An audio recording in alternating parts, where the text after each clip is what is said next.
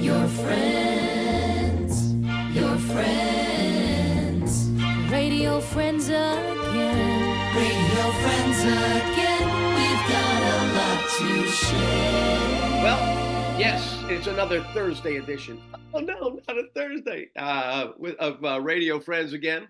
And here we are on the 3rd of October. And again, I want to thank everybody. I did have to move things around a little bit because I had some unfortunate situations here at the house. And once the fire department leaves, we should be fine. Anyways, that was the conversation we had before we went on the air today. I'm Steve Parker here in Berlin, Connecticut. I got Pete Salan up there, and he's in Virginia. And Hi there, Steve. Yeah, it's a beautiful day. Really, really bright and sunny. And we let's see, we have Dave who's back in Florida, right, Dave? Yes, I am back in Florida where the temperatures are now 82 degrees at Port St. Lucie, Florida, and the sun just came out. It rained a little bit last night, but it's another gorgeous day and beautiful, warm Port St. Lucie, Florida. All right, okay, all right. Once the snow is flying, you can really rub it in. We got some nice weather up here today, probably in the 60s and 70s. Tracy Carmen is here. Tracy, are you north or south? Where are you right now? I am in beautiful Longmeadow, Mass for the moment. I don't know how long that moment's going to be. I'm trying to fill the calendar for the month with places other than here, but for now, I'm here in Longmeadow. All right, and there's the judge. Hi, Al, how are you? Good morning. I'm here in the Hyman Roth Center for Financial Security in Marlborough, Connecticut. Social Security, did you say? Financial. Okay, never mind. Here's Ed Bruder checking in from New Hampshire, right, Ed? Good morning, everybody. It's a little cooler up here today. It's only about 53 degrees at the moment. A little cloudy up here. And Dave Nagel. Hi, Dave. Morning. Lovely here in Plainville, Connecticut. 63 degrees, partly cloudy, like you were saying, though. Not too bad here in Connecticut at this point. Dave will let you know when the snow flies. Please do. Please do, so I can rub it in. Dave Nagel has a nice relationship with our guest today, who we're very happy to have with us, is Bill Rock. And Bill and Dave, well, Bill has done work with a lot of us. So there's... Hey, stop. Did you get the judge? He did. Yeah. I said, not only that, I called him Hal and the judge. Yes, you did. Yep. Mm-hmm. So, but Dave's going to wake up and stay with us because we're going to stay for a little bit longer. Unbelievable. You want to point out faults even when I don't have them, Dave. I love you. So all of us are good friends with Bill Rock from different directions in all different places at all different times. But what a guy. So glad he's here. So glad you're here today, Bill. It's a pleasure to be here, and it's a pleasure to be with you guys on the shores of Long Island Sound and Stratford. I've fortunately, after having an illustrious career, has been living here for a while, and it's a nice place to be at this point. And it's a nice place to be with you guys. I've been wanting to do this for a long time. I've had some little problems with the voice and so forth, but because of some medical issues. But I'm here and I'm back. Yes. Thanks to all of you. Well, we appreciate that, certainly. And again, because we've been talking to Bill a long time and knowing that, you've been going through a lot of struggles and, that's it. I mean, we're all running into that stuff when we compare notes on that on a fairly regular basis. And I know that Bill, you've been going through a lot. Walt Pinto, we just got word that he's not feeling that well, right, Dave? That's right. He's back in the hospital in Middletown. And he's just giving him fluids and that so it can build up his strength. He's very weak right now. Well, my thoughts and prayers are with him. Bill, back to you. When you and I first spoke, when we were putting together the 100th birthday of Big D, WDRC, you had mentioned how you grew up like in the shadow of that tower. So could you give us an idea when you first discovered radio back when and what drove you into it? Well, I started listening to DRC when I was 5 years old. We moved here from my father worked for the Federal Aviation Agency. He got transferred quite a bit, and we were in Maryland before that, and Lock Haven, Pennsylvania before that, and where I live now, the same town where I was born, because I was wanting to come back here. But the only radio station I ever heard was WMAL in Baltimore, and a guy I forgot what his name was now, but he had a little imaginary dog named Chumley, and when I came to Bloomfield, which is where I lived, I remember listening to DRC, especially on Sunday nights when they had the CBS shows. I was only 5 years old. It was Johnny Dollar, and which was a show about an insurance agent in Hartford. Amos and Andy, Let's Pretend, the Green Hornet, and all these shows. I mean, there was Jack Benny, and just all these shows just completely enlightened my cranium to say this is something I want to do. And then fast forward a couple of years, when I was in high school, DRC went to Top 40, and I started listening to that, and I really loved it. In fact, when I had where I lived in Bloomfield was in Windenberry Hill, which was right next to where the towers were. There was a drive-in theater next to that too, as a matter of fact. But I could look out my window, and when I was a kid, and see the towers, and I had a crystal set, which was by my bed, and it was on DRC 24 hours a day, so you could hear it through the old ceramic headsets, the sound of DRC. I remember guys like Leif Jensen, Bishop, what was his name? Jerry Bishop. Jerry Bishop, yeah. Jerry Bishop, yeah.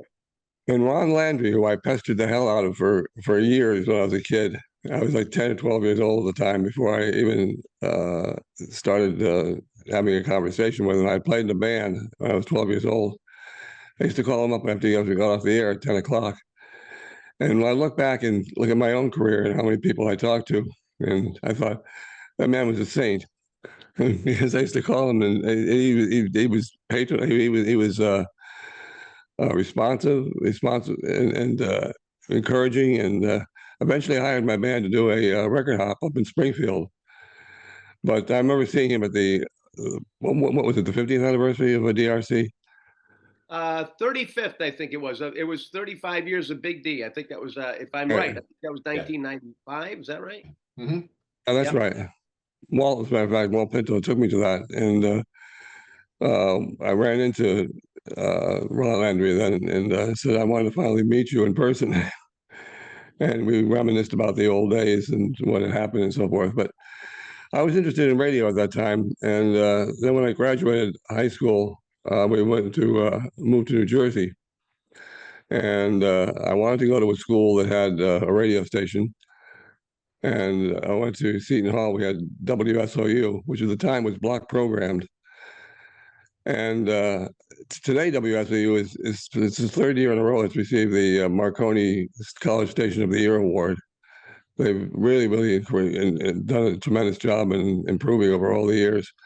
But it was block programming, and what I did was to go to the director at the time. His name was Father Pinder, James Pinder. And he was a very interesting guy. He had found out that there was a barber shop down in Newark which was being demolished. He bought up all the equipment and everything. He lived on campus for the where he was a member of the teaching group, you know. And he set this barber shop up, and he'd sit in one chair and he sat in the other. And I said to him, we have a show called Hall Line. We had Seton Hall basketball, and there was a talk show afterwards called Hall Line. We used to sign off at 11 o'clock. And I said, sometimes they end early. And because of that, there's a space there. And instead of signing off early, I'd like to do a show. So my first show I did in 1965, it turned out to be the first rock show on the radio station, which they're all heavy metal today, and formatted very heavily that way. But I went on to be news director and eventually station manager. And I worked at 7 radio stations part-time when I was in college. I put myself through college. My senior year, I got a full tuition scholarship, which enabled me to financially finish it because I had been supporting my college education by working at radio stations. First one I worked at was WERA in Plainfield. And a guy by the name of Pat Parson, who eventually did afternoons at CBS, hired me as he was the news director. I did Sunday morning news at a 500-watt daytime station. It was in the Park Hotel Annex. We were in the basement. And I would get up at 3 o'clock in the morning and drive down there and do that. And then I worked for a another station, WDHA in Dover, which is again now a top 40 station. By the time it was a classical station, and I learned how to say words like Deutsche Grammophon Gesellschaft, which is it's a record label. You know that, Pete, because Yes. you're a pianist. Yeah. And so anyway, we had a Marantz tuner, which we used for our on-air monitor.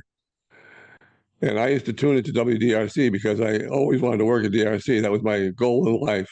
If I ever made it to DRC, I'd really make it. And I'd never done top 40 radio before, except for my college station. But I used to listen, and almost every time I tuned in, Walt Pinto was on under the name of Kent Clark. Mhm. And so what I did was I found out Charlie's name, and I drove up to Storrs, Connecticut, where my sister lived at the time. And I took a tape recorder and I recorded DRC, recorded the jingles, the commercials, the promos, the imaging stuff. And I brought it back to my college radio station, and we had at the time the setup where there was a booth for the announcer, and then there was also an engineering console. And we didn't have car machines, so we had these reel-to-reel tapes. And what I did was I spliced together all the tapes and put white leader tape in between them, so that whenever I wanted to hit a spot, I'd written down the order in which they were on there. And I remember I got to the point where we did the secret sound, and secret sound came out. I forgot about that. So what I did is there was a bathroom right off of the studio, and I took the mic and I put it in the toilet and flushed the toilet, and that was the secret sound. So what I did was I called Charlie, and he said, "Oh yeah, sure, yeah, come on up, we'll talk to you." And I lied. I told him I had done a lot of top 40 experience, which I didn't. But I remember going to 750 Main Street and getting off the elevator and seeing this beautiful studio. It's still to this day sits in my mind. I've worked at some of the biggest radio stations in the country, and they don't compare to how beautiful the DRC was, with the glass and the wood paneling and everything in the shape of a D. So I went talked to the receptionist. She said, "Okay, I'll tell them you're here." Well, that was at 11 o'clock in the morning. 11 o'clock that night, I was still there. Charlie comes walking out because he was working late, and he said, "You still here?" So he said, "All right, come on in." He was like a little annoyed, like, who is this creep who's after me? I played him the tape, and he laughed so hard, especially when we got to the secret sound. He says, "Is $3 enough?" I said, "Is that all I have to pay you?" He said, "You're hired, you're hired." So that's how I got the job at DRC. That's great. And I used to drive up from New Jersey to stay at the YMCA, which was a thrill. 2 o'clock in the morning, you hear these guys banging in the pipes, more heat, more heat. So, and I had to get up there, be on the air at 6 o'clock in the morning. So I started working at DRC. And Charlie had me as his utility guy for 67 to 68. And I ended up doing not so much news, but mostly fill-in for the FM first and then the AM eventually, which was a real thrill to hear myself in the AM. I never worked with reverb before. Mhm. But after that, I had heard WABZ because my grandparents lived in Stratford. And I would go up and listen to the station. And I called Bill Sherrard, who was the program director, and I played him an air check from DRC, and he hired me. He was very impressed with because DRC was a great sounding radio station. There was no question about it. The time I was there, I think Dickie Robinson was still on the air. Our good friend Joey Reynolds was doing. That's when I first met Joey. And John Rohde had this beautiful voice. He used to do middays. And I think Brad Field might have been there at the time. And the morning man was Penny Beach. So anyway, I worked at ABZ all the time when I was in college is when I did this. Like I said, there were 7 radio stations altogether that I worked at. And then I remember going to a Christmas party for WABC, and Dick Monahan, who was one of the 2 owners, there was Dan Copps and Dick Monahan, which of course Pete knows. Came up to me and said, "We just bought an FM station, and we're going to do beautiful music. I'd like you to be the program director. And I said, well, I'd like to do that, but I have one more year of college to go, and I want to get my degree before I do that. So he said, well, you want to work weekends? I said, sure, okay. So I used to drive up to Madmere Mountain, which is where they had Channel 8's tower. Yep. And KC1, WKCI at the time, they called Stereo Island, had its transmitter there and its studio. It was a prefab house, and it was underneath the tower. Well, that was all well and good until the wintertime came, and the tower iced up, and these huge sheets of ice used to fall off the tower and went through the roof of this building. It was actually life-threatening. And they tried everything. They tried nets. They tried all kinds of things. But I used to go up there on a Friday, Saturday night. I was the only one there. There was nobody there. There wasn't anybody at the transmitter even. It was the end of this long dirt road in the woods. And the studios were actually in the living room. And the kitchen was the kitchen. So I used to bring up some food, and I'd cook myself something to eat. And remember this time we used to Segway Records. What year is this, Bill? That'd have been 69, I think, which was kind of interesting. I remember Conrad Wicks, who still is in touch with me, was the general manager at the time. But it wasn't what I wanted to do, but it was something to do. And then I came back I forgot, in 66, I was part of an intern program with WSOU. WOR had hired us, certain guys to be engineers. So I worked at the AM, FM, and TV. I knew nothing about engineering, but it was actually, when they said it was an intern program, it really wasn't an intern program. It was a summer relief program where you were paid as a regular employee. I was really excited about that because that's when WOR FM went on the air, and they were on the second floor, and I wanted to work with people like Murray the K and Scott Muni and Roscoe. Roscoe's real name was Bill Mercer. He had a wife named Lily Moore. We became good friends.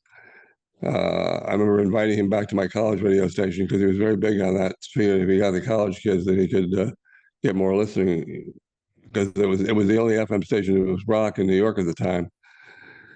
And I had him on, and then I drove him back to New York to engineer for him. And we had the setup where we had the booth and the engineering booth were opposite each other. And he started telling everybody about his experience being at WSOU and Seton Hall University. And then he motioned me in to come on in the studio. So I came in, and he interviewed me for about a half an hour, which was my first time on the air in New York. And I said, at that point, it was really cemented in my life. That's what I wanted to do. But getting back to my final year it was at ABZ. Hey, Bill, let me just jump in there for a second. I apologize. Yeah, please do. First of all, your pipes are holding up great, and I know you've got an incredible career. So I want to give you a little break there. So remember, AVZ, everybody knows where we are right now, but I wanted to give you a little break there. And I guess maybe what we could do right now is that cool with you, Bill, if we take a little break here? Sure. Okay, cool. I just want to, all you guys, or a lot of you guys, have a relationship with Bill. Mine goes back just when I first started at CRN, and we connected, I guess, via email. And Bill and I got together, and I hadn't seen Mike since I was a kid, like a lot of you guys. And I went and I had lunch with Bill. I think we were at Savin Rock. And Savin Rock, right? And every couple of minutes he would check his pager and tell me that NBC was calling him again. I said, this guy's either very busy or really full of shit, but he's really making me feel like, like I'm sitting here in the shadow. Yeah, it's NBC again. But I just want to go around to some of you other guys, because I know you've all, a lot of you have had relationships with Bill. So maybe this might be a good time to pipe in a bit about, Chuck Martin's here. Oh, Jim Harrington's here. Oh my gosh. Hi, guys. More friends. Speaking of WAVZ. Yeah. Yeah. Hi, guys. So if anybody maybe Pete, you want to jump in? You've got a good relationship with Bill. Yeah, Bill was my primary competitor in New Haven. Bill was VP and VP of the whole group and the Insilco group. And I don't want to speak for you, Bill, but he was my competitor at WELI. We had slightly different formats. WELI was more middle of the road, and Waves was top 40. But we knew of each other, and several years later, 1980, I guess it was, I had a chance to hire Bill. He needed a place to work so he could amass some after hours. And I was, delighted that he was available, and he worked for me at WINY and ended up, Bill, you stayed there for a bazillion years, I think. 15 years altogether. You were the first one to hire me Wow. there.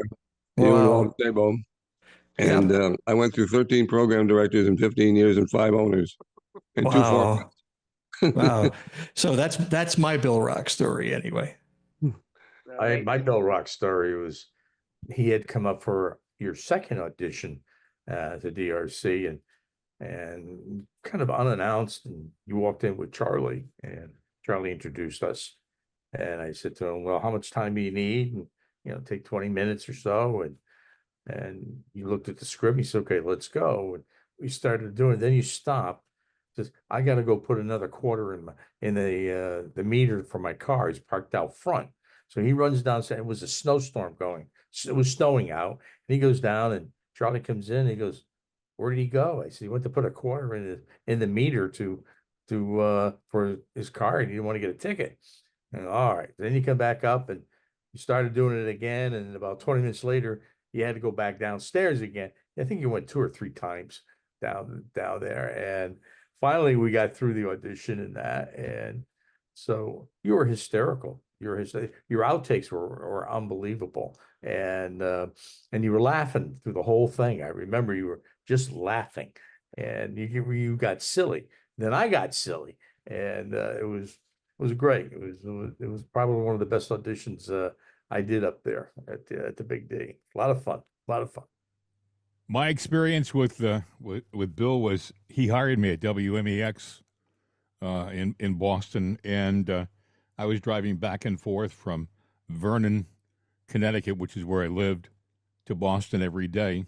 And I loved the show. I loved working with Bill.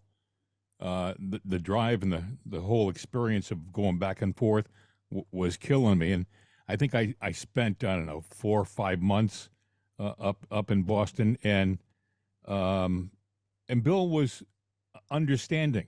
Now, there were some people in the organization at MEX I don't think that were, but Bill was, and he's always been a friend. I've always when I'm amazed, I'm listening to him talk today, and he's remembering the minutia of details from stuff that happened 55 years ago, and I can't remember where I parked my car. You amaze See what me. I had for lunch, by the way. You're amazing. You really are. But it's good to see. I hope you come here on a regular basis and say hello to us, because you were a welcome addition. You were one of the most delightful people I ever worked with, and I enjoyed. You sounded great, and right after I hired you and I hired Gary DeGreat, I got a call from Charlie saying, "Stop stealing my people." But no, we have there's an air check that I have that was put together of a lot of the people who were at MEX at that time. I did it for the sales department, and it's online on one of the WMEX tribute sites on the internet. And you sound just absolutely terrific. But we continued our friendship though in New York. Oh, absolutely. When you were at CBS FM, yeah, and I was at NBC. Yep. You never told the story about when we used to the train. Oh, we were deadheading on the train to New Haven. Do you remember all the crew that we used to go? We used to. Yes. We used to get the front car of the train. Sandy Dennis was doing something on Broadway at the time, and she was there. Same time next year. Same time next year. She became one of the deadheads, and we had things like Christmas. Did you go to the Christmas parties? We had a Christmas party on the train. I mean, someone would bring beer, somebody would bring pizza, and they'd close off the car, and off we'd go for 2 hours. Well, you and I worked together too when I was at ELI. You had started right. a company in Brantford. It was in an old house, and we were doing a campaign called "Because You Deserve the Best," and you set up that whole thing, and you produced the TV spot for WELI. You remember that? Oh yeah. That was a 1.5 year experience. I set up this cable TV station, and it was a very creative name for the station. It was called CCTV, Continental Cable Television. And then I realized later on, CCTV, what the hell am I calling it CCTV for? But we got an old farmhouse, and built a studio, and had a control room upstairs in one of the bedrooms. And the idea was to daisy chain a network from, system to system by microwave, because back then they only had a handful of dishes, and ESPN was on most of them. It didn't work out, but it was a lot of fun. But you have an incredible memory. I mean, the stuff that you remember. I remember when we were on the train together, we were writing a book at the time called a script called Derailer, about a guy who tried to derail. I have it. I still have it. Would you like to buy it? Can I sell it to you? Sure. Yeah, I've since written a few other things, but God, the things you remember. That was one of the most memorable times with the deadheading in the car. Well, everybody else was crammed in like a cattle in a cattle car, and we had this spacious entire car for ourselves, only about half a dozen people. They gave me a key to the. I don't know. Did they give you a key too? Those little keys on the. You got me in there. That's how it happened. Yeah, they have a key, and you literally can. I could go up to the front of the train, and if the doors were closed, I could actually open it with a Conrail key, and I think I still have it. So if you're looking for a ride sometime, I'll bring my key. I used to sleep on the train when they had the 3 and the 2 seats together, the 5 seats. I'd spread out on the train and made believe I was, and people would call on the train like, "What is this guy? What is he doing?" Because I was working at so many different places. I was working at did CBS FM. I did Sirius, 4 channels on Sirius, and NBC television all at the same time. Plus, I was doing the voice work for WOR and WDRC. So, I was going to tell you, Sandy Dennis. I don't know how well you got to know her, but she was a regular person.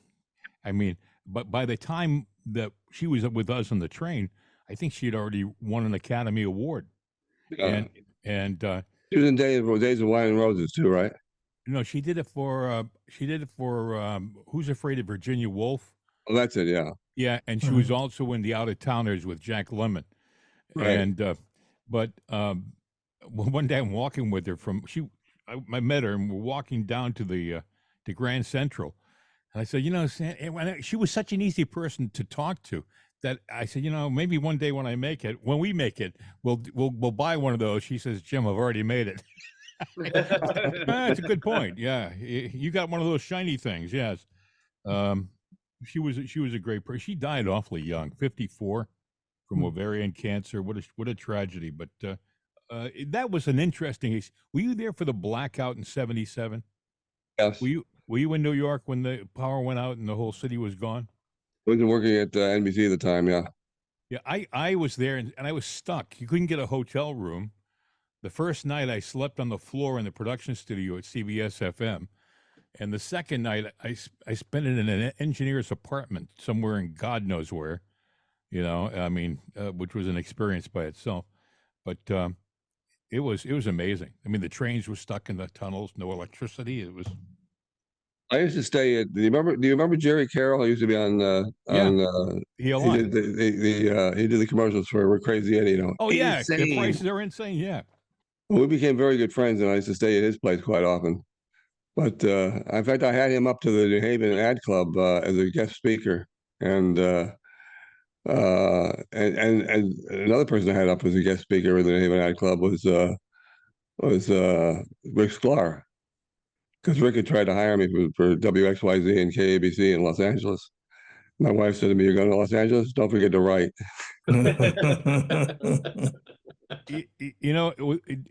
I think he had a great career, but everybody remembers him from Crazy Eddie spots.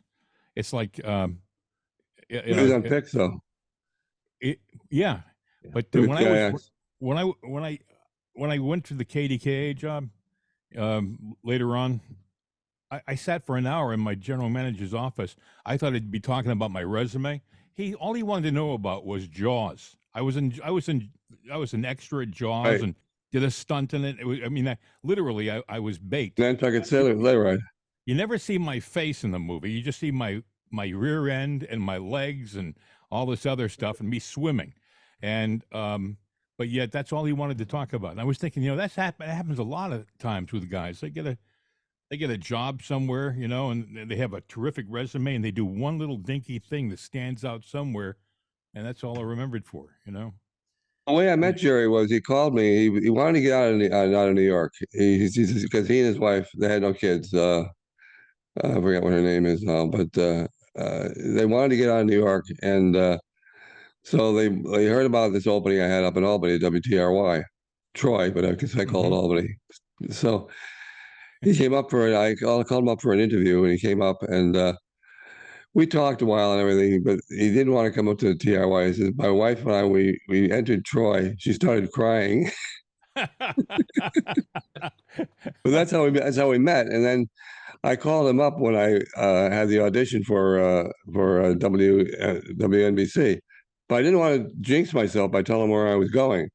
So I called him. I said, Jerry, I need to stay overnight if you don't mind. I've got an audition the following day. He said, where? I said, well, I really can't tell you. I don't want to jinx myself. He said, what are you doing? You going to talk to Silverman and go to NBC? And I laughed, of course. And I told him, he said, you son of a bitch. What are you? You lied to me. I got a commercial.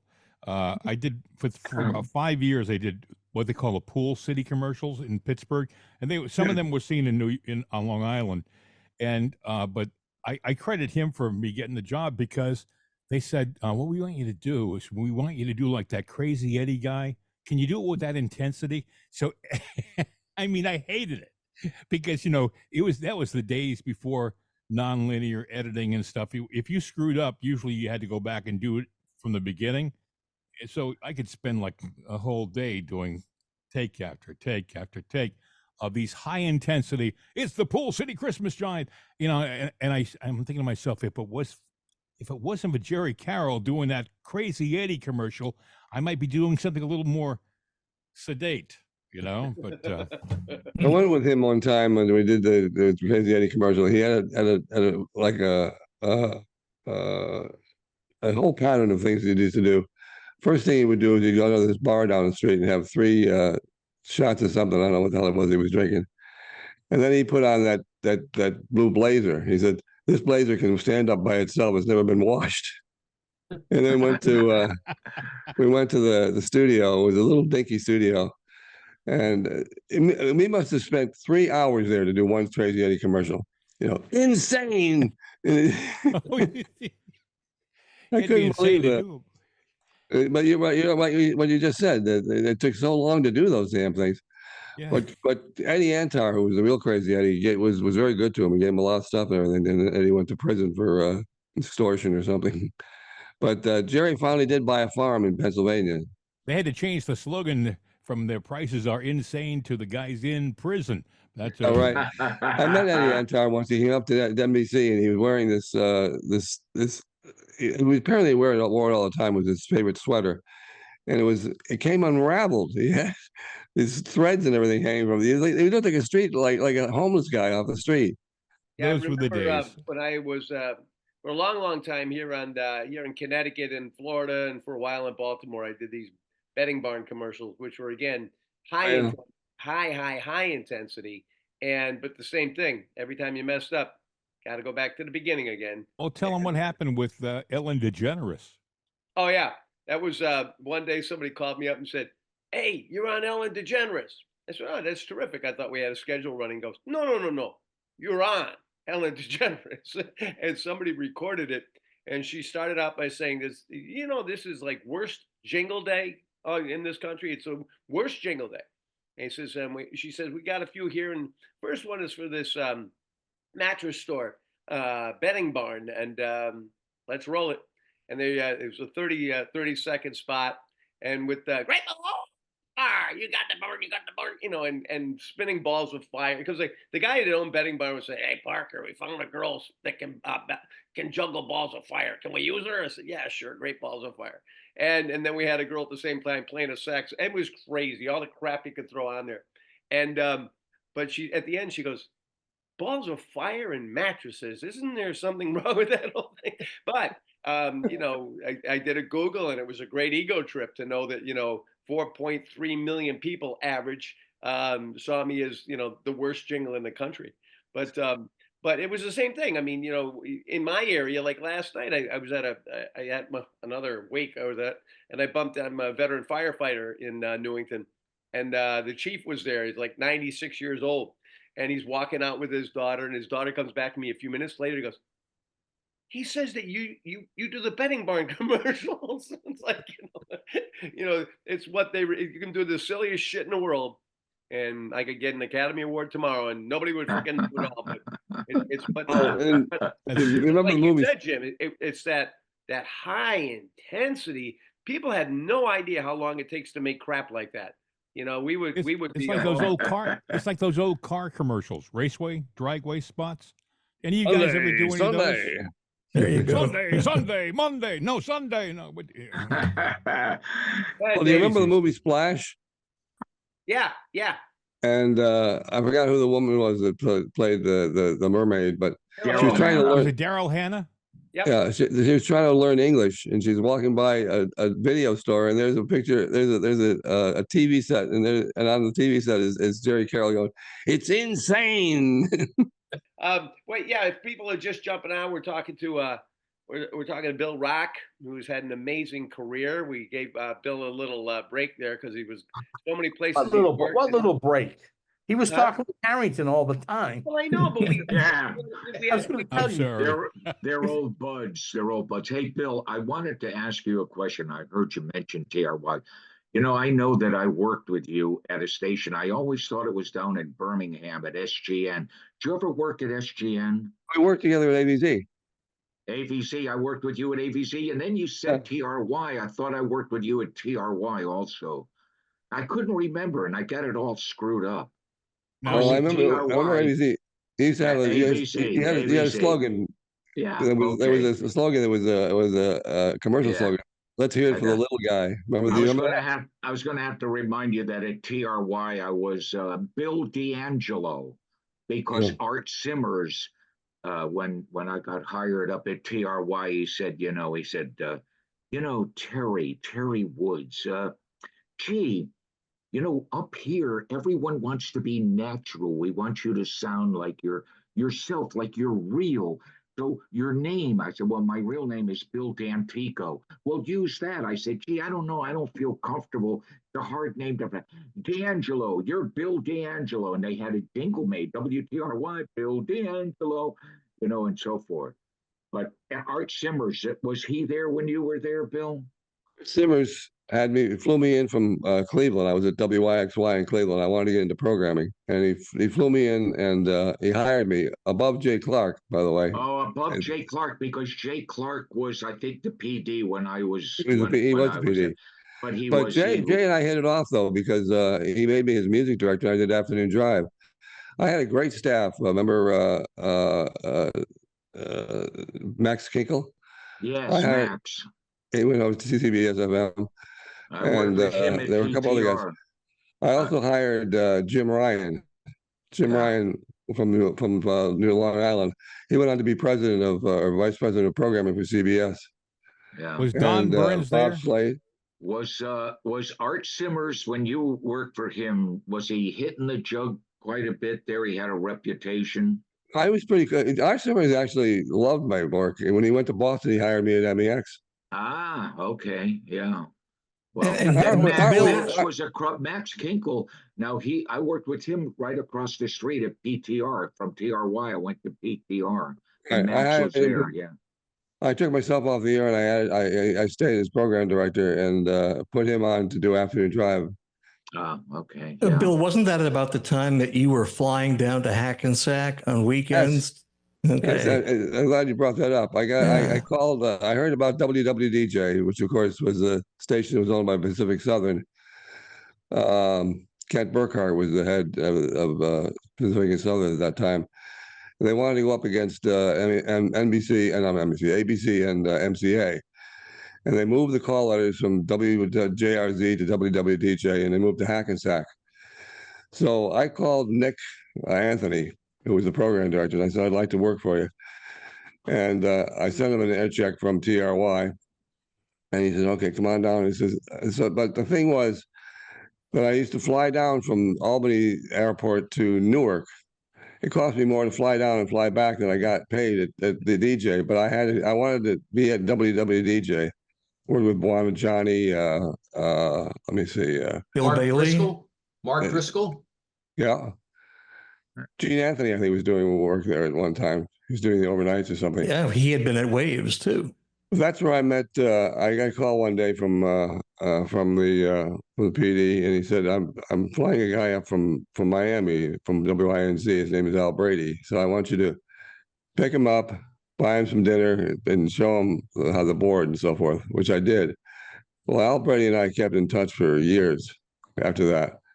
And when it came time to when I left ABZ, he called me and said, "We have an opening. A guy, Dave Sands or something, was the production manager at WNBC at the time. Al was assistant program director, and he had me come and meet John Lund, who was the program director, to fill in the position of production manager." He said, "Well, we also need a weekend and fill-in guy." I said, "Okay, fine." And there were two separate jobs. I was paid by NBC as a production guy. I was an employee of NBC, but I was paid as an after contractor to do all the air work. So I did fill-in for all the guys, and I did weekends. But the way it happened is it was the week before Christmas. It was a week between Christmas and New Year's, just that Friday. So I went in and I interviewed with John, and John was very happy with my work and so forth. But I got back on the train and went home, and my ex-wife, when I got off the train, I need Dick Summer is going on vacation this week, and I don't have anybody to do it. So anyway, he said, "Al Brady said you're one of the best jocks in America." He says, "You come on in and do the show." So I came in and I got off the train at about 11:45. I ran from the Grand Central Station to the RCA building, got in at 2 minutes to 12.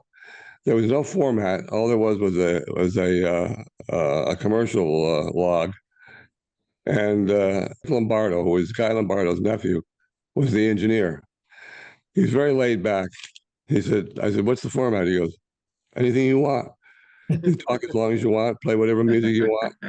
All you have to do is make sure you get the commercials in." Well, this worked out pretty well.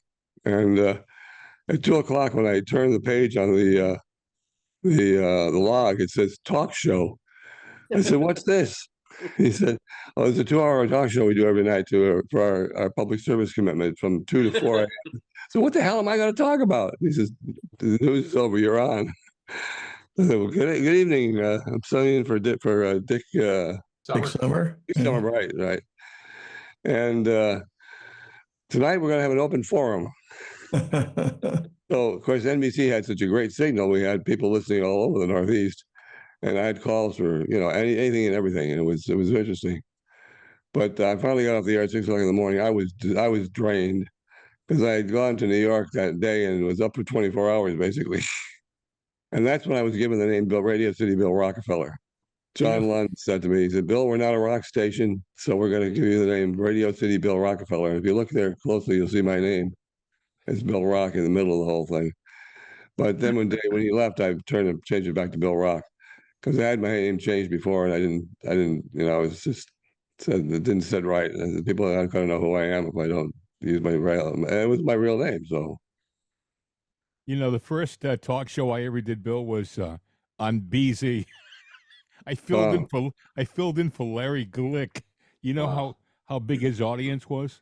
I mean, his audience was like down to Houston, Texas, and they were all Glicknicks, and I didn't know what the hell I was doing, but I did it with panache.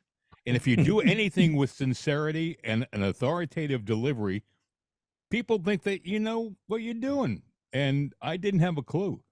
I said to when actually, that's when I had hired Roy Fox. Roy Fox, when he had that nude Miss Nude Miss USA. Nude America, yeah, right. Yeah.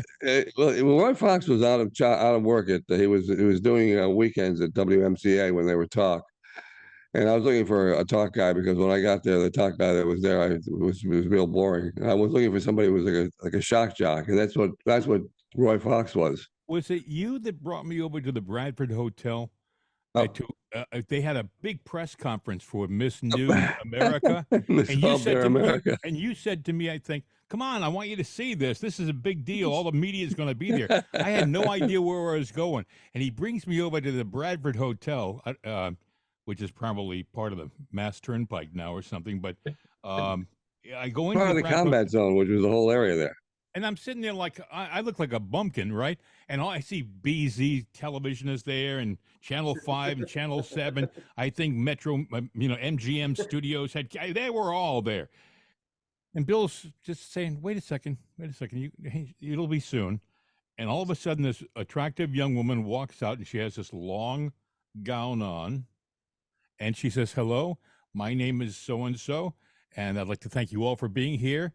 And I'm Miss Nude America USA, and this is why." And she opens her dress up, and I never saw more cameras roll in my life. They must have shot more videotape than they shot for Gone with the Wind, the film. And I didn't see an inch of it. I didn't see a frame of it on television anywhere. It was probably in the Christmas party or something like that. But that was what one of the things that Mr. Rock did for me when I was a young pumpkin at WMEX.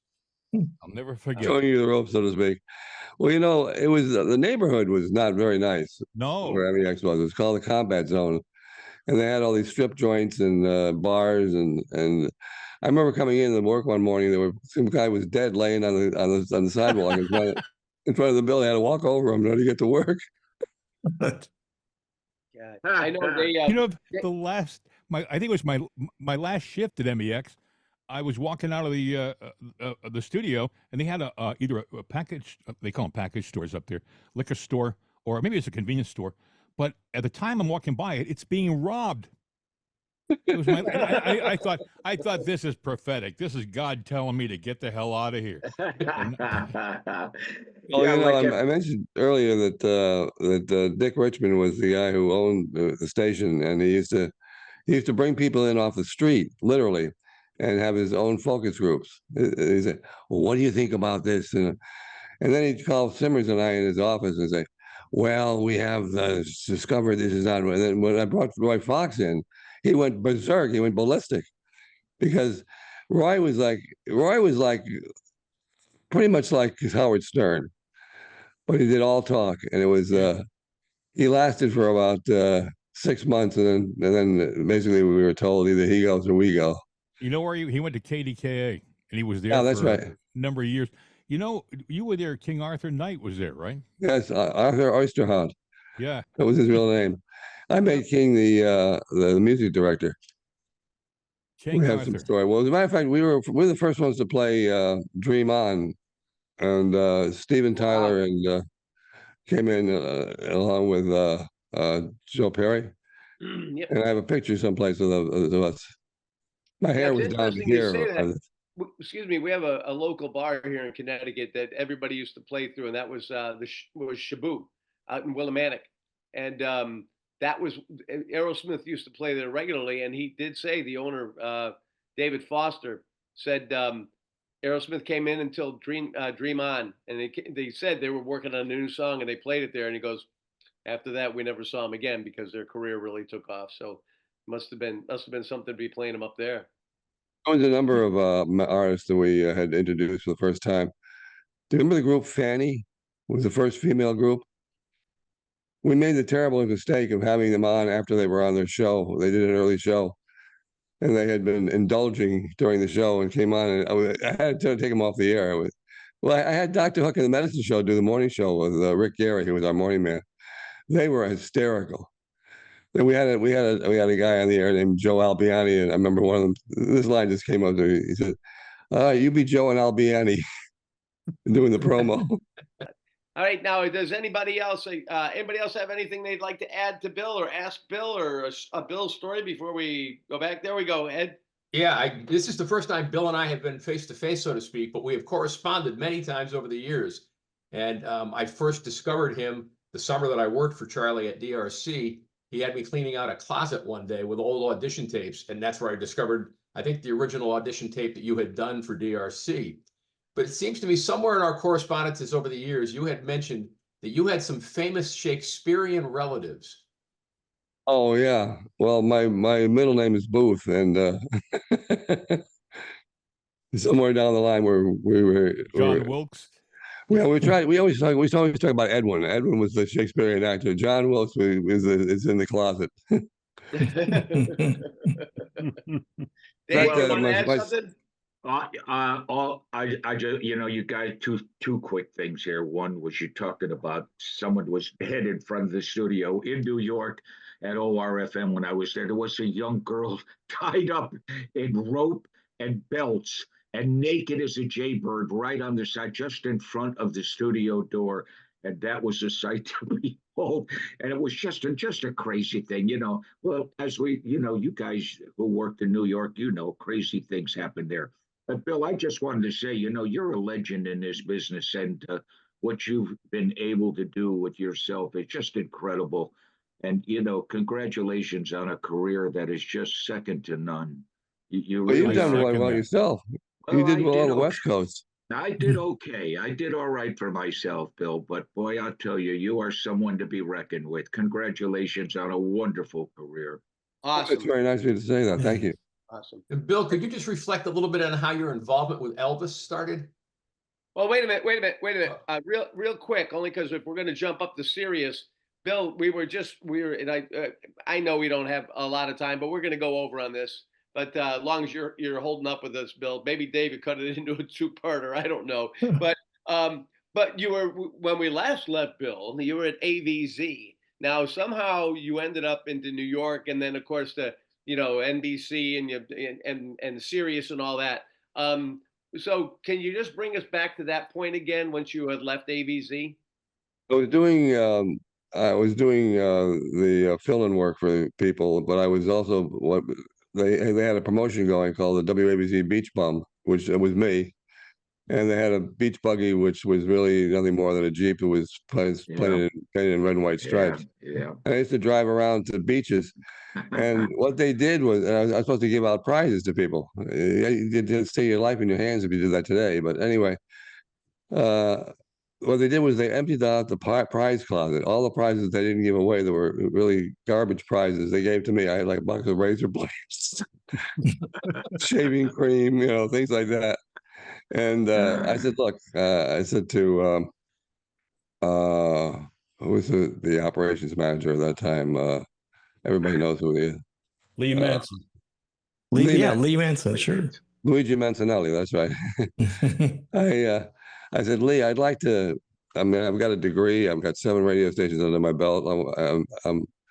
I'm 21 years old, and I want to have a full-time job.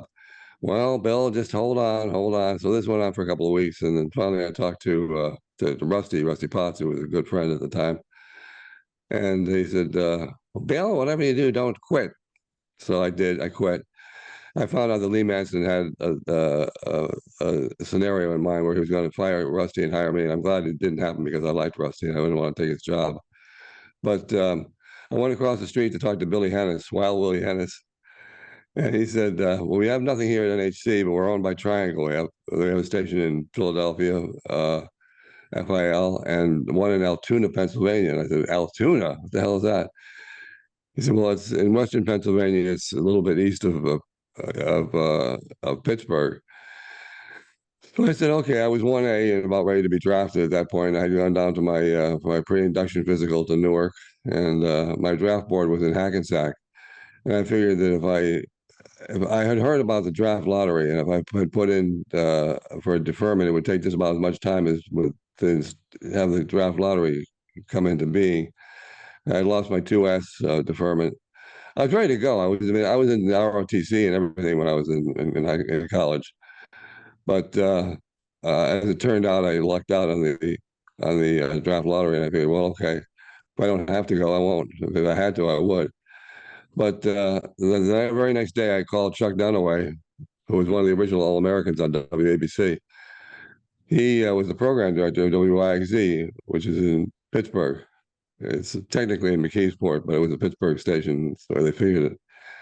And I remember driving from Altoona to Pittsburgh after doing a full day's work at FBG, which was the station that I was in Altoona.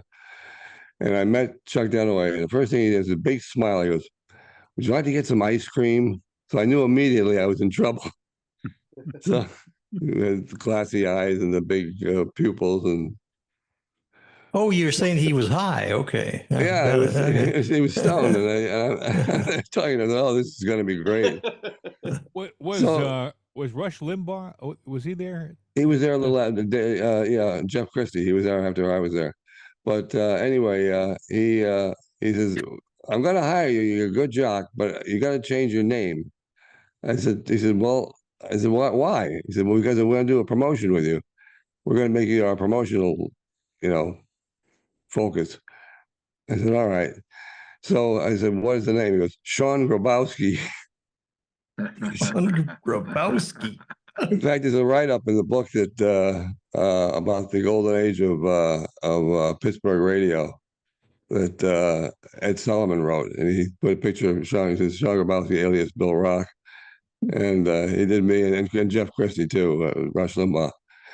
But the whole thing was that it was the whole time I was there, I was in a promotional thing.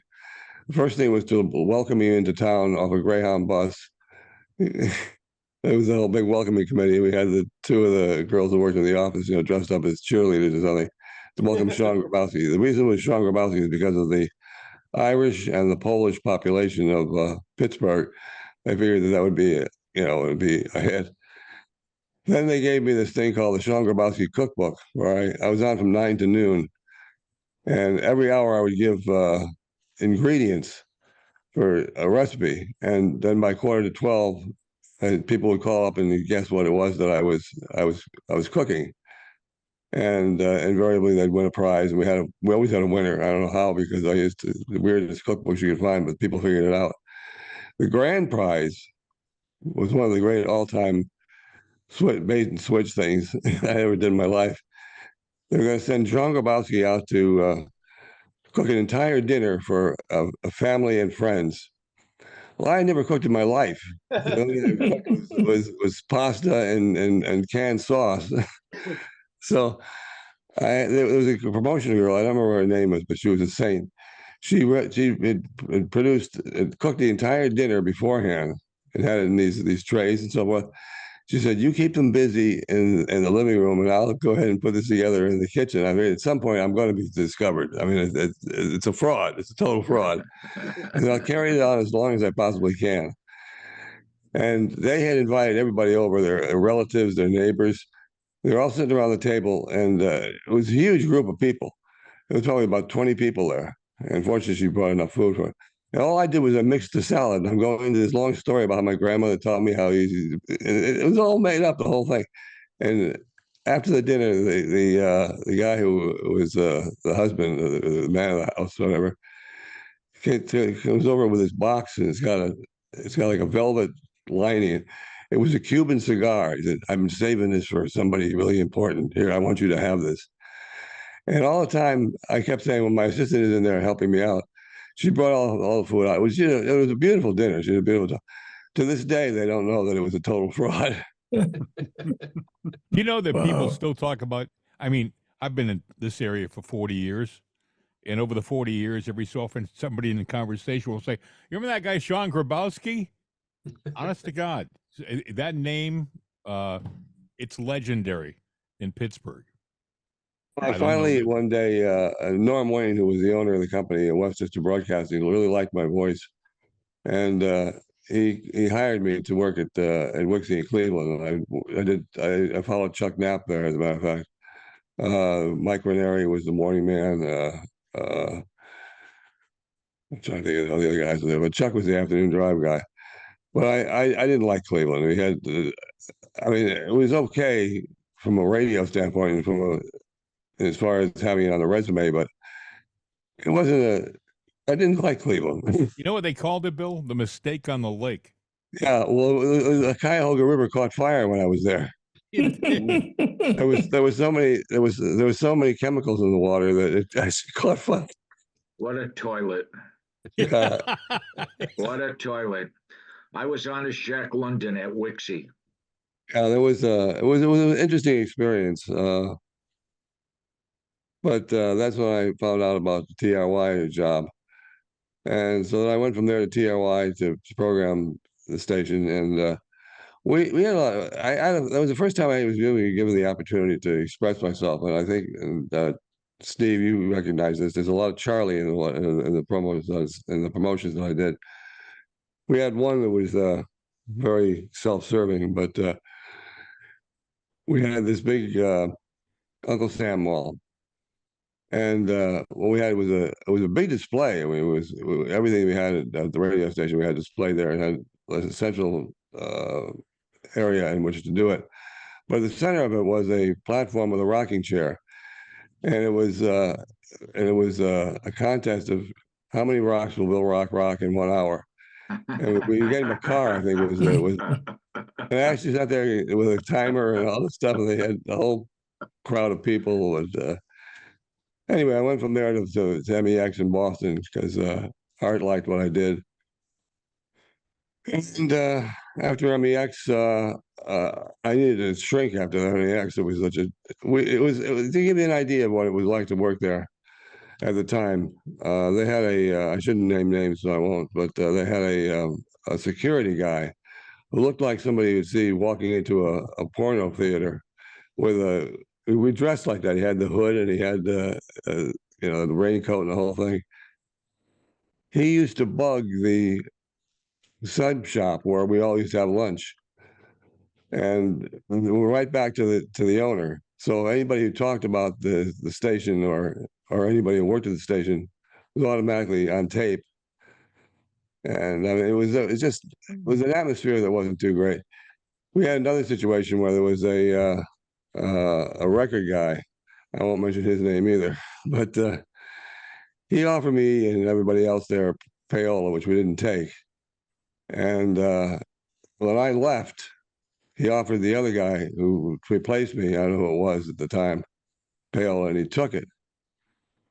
And this guy held a press conference in front of the MEX. I'm glad I was gone. And explained how he admitted that he had offered payola to this guy, and the guy took it. I mean, it was really it was a bad scene. So when I left MEX, I came back.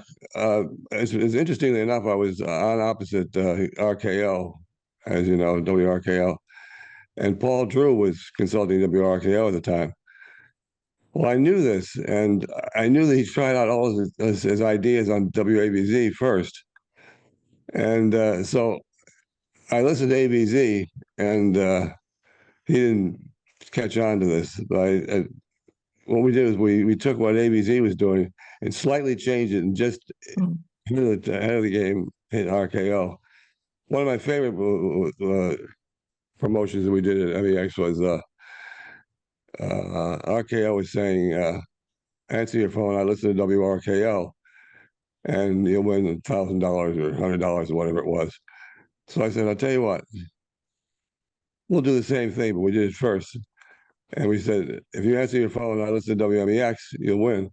All we did was call businesses. So nobody answered their phone as WMEX because we offered like a $10,000 prize. But anyway, I got a call from Paul Drew, and he said, he wanted to get me out of the market, and I wanted to get out of the market myself. But he offered me WABZ, and I said, sure. But that's where I met Pete and the other folks at ABZ.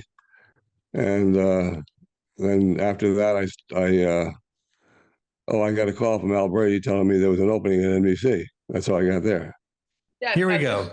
Well, wait a minute. Before we do that, if you could, Bill, just give us a quick synopsis of what we're about to see, because I guess this was the last day that ABC played music. Is that right? With And Alan everything, I'm Combs. sorry. With Alan Combs. All right. What happened was, NBC sold its entire radio division, which of course included this WNBC Radio. And it was the last day on the air before it became WFAN. And Dale Parsons put together an excellent 2 or 3 hour pre-recorded piece that was researched, and it went back to the entire 66-year history of WNBC. And then Alan Combs was the afternoon drive guy, hosted. Alan did a wonderful job. Alan and I became very good friends after that. In fact, Fox is right next door to where Sirius is, and he used to go to lunch together all the time. But at this time, I had never met Alan before. And there was a number of people that came in physically and a number of people on the phone. I mean, we had Wolfman Jack was on the phone. He followed me, as a matter of fact.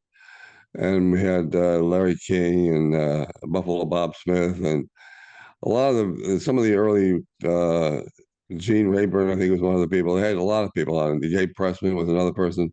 Cousin Brucey was there, of course. Joe McCoy from CBS FM, who had hired me too to work after I'd gone to Sirius. But anyway, so there was no video.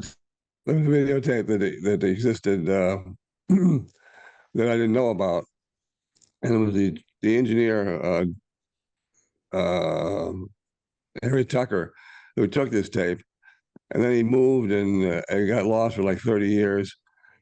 And then a mutual friend of ours, he sent it to him as a Christmas present, and he sent it to me, and that's what this excerpt was taken from. Go ahead, Pete. Let's hit it. If you just joined us, this is WNBC's last day ever on the air. Cousin Brucey was here, Ted Brown, Big Wilson, Buffalo Bob Smith, and still to come, Bob Fitzsimmons, Wolfman Jack. And joining us in the studio now, another former voice from WNBC, Bill Rock. Should I do the ID? Now do it the way you did it, okay? Try to remember how I did that, actually. 50,000 watts clear channel. This is the flagship station of the National Broadcasting Company, WNBC, New York. Yeah. 66. 50,000 watts clear channel. This is the flagship station of the National Broadcasting Company, WNBC, New York. 66 WNBC.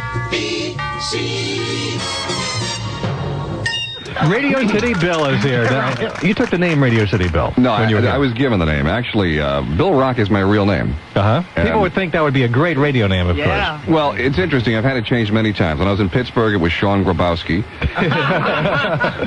When I worked at the old WWDJ, they called me Chuck Cooper. Then when I came here, I finally figured here I am at NBC in New York and finally used my real name. You know, my parents can know I'm still alive. And as it turned out, there was a program director named John Lund who stood there and towered over me as I was sitting there as a young fledgling disc jockey saying, "Bill, we're not a rock station, so we're going to call you Radio City Bill Rockefeller." And my name is in there if you look very closely. As soon as John left and I became program director, I changed my name to Bill Rock again. You were the boss. Yeah, for a while anyway. And what are your current activities? Well, I'm doing a show with the United Stations Radio Network nationally called Motor City Beat, and I'm also still at WYNY, which is what was the FM. It was WNBC FM. Then at one time. Then what was it? Well, that became WYNY. It became WYNY, but it was all news before that for the NIS. The NWS. WNWS, then WYNY. And I also have my own production company. I've produced a couple of television shows, and I do video for corporations and that sort of thing. Well, Bill, thank you very much for coming by here today and stopping in to see us. And you are one of the great voices in the great history of this radio station. Well, thank you. It's going to be very difficult not to be in this building, having come here 11 of the last 15 years and not see any radio. We're going to be across the street over there. This will be a big void on 2.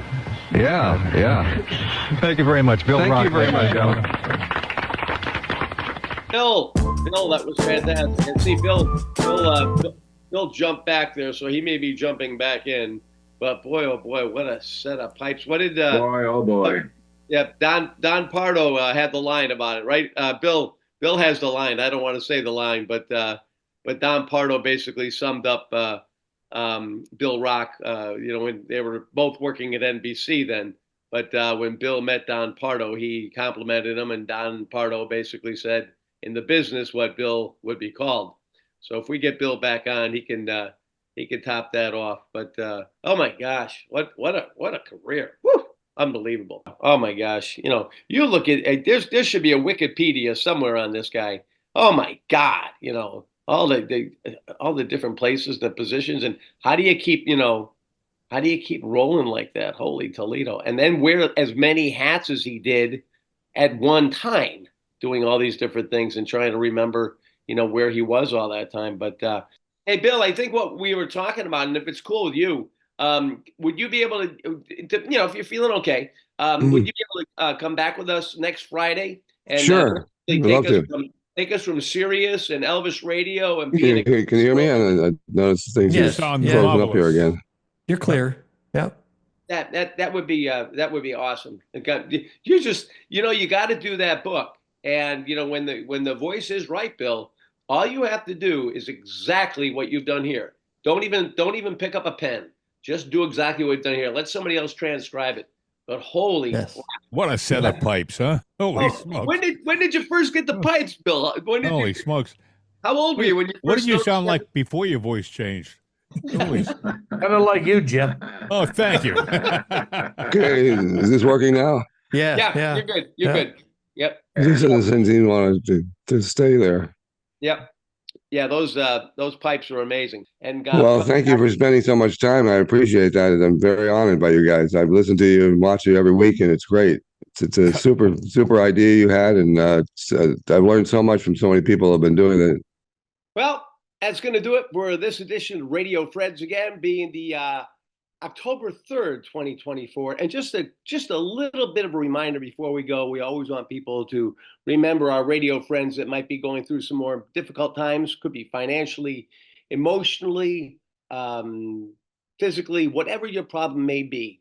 You can always count on the Broadcasters Foundation of America.